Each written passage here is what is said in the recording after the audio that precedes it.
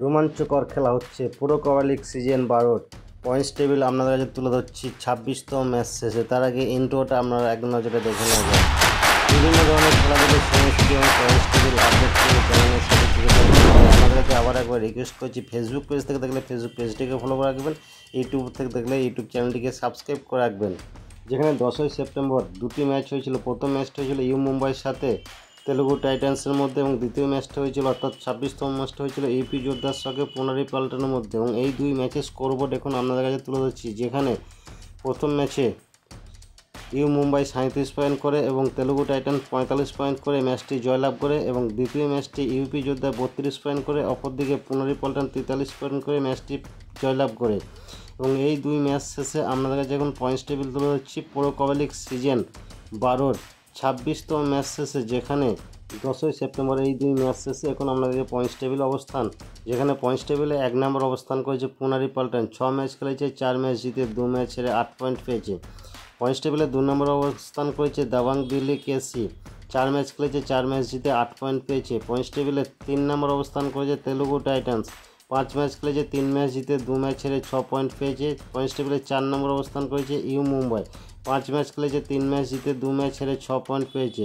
এরপর পয়েন্টস টেবিলে 5 নম্বর অবস্থান করেছে জয়পুর পিঙ্ক প্যান্থার্স, 4 ম্যাচ খেলেছে, 2 ম্যাচ জিতে 2 ম্যাচ হেরে 4 পয়েন্ট পেয়েছে।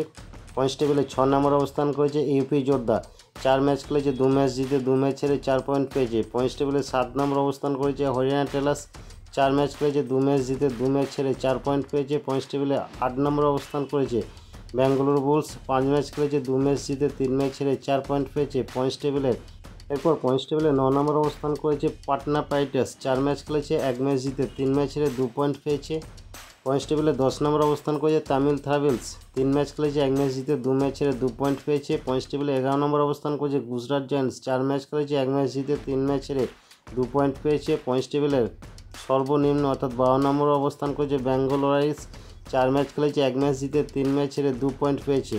তো বন্ধুরা, এই ছিল পয়েন্টস টেবিল লাস্ট আপডেট পুরো কবাডি লিগ সিজন 11-এর 26তম ম্যাচ শেষে। যেখানে 10ই সেপ্টেম্বরে এই দুইটি ম্যাচ হয়েছিল এবং এই ম্যাচ দুইটি শেষে পুরো kabaddi league season 12 stop defender এবং স্টপ র্যাডারের নাম তুলে ধরছি। যেখানে টপ ডিফেন্ডার 3 নম্বরে অবস্থান করেছে নীতিশ কুমার, 2 নম্বর অবস্থান করেছে আয়ুষ মল্লিক, 1 নম্বর অবস্থান করেছে দেবক দালাল।